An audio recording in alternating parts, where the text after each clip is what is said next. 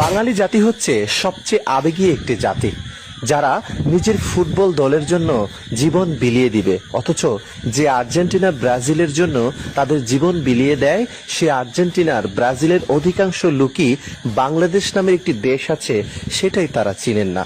এই বাঙালি জাতি নিজের স্ত্রী, সন্তান, বউ বাচ্চা, ভাত কাপড় পায় না, অথচ কাজকর্ম ফেলে দিয়ে খেলার পেছনে ছুটছে।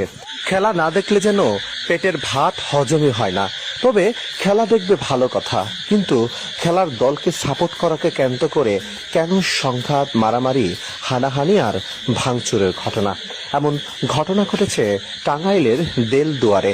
আর্জেন্টিনা ও ব্রাজিলের সমর্থকরা এক পর্যায়ে কথা কাটাকাটি, তারপর তর্ক বিতর্ক, এরপর বাড়িতে গিয়ে ভাঙচুর, হিংস্র তাণ্ডব চালায় কয়েক ঘন্টা ধরে।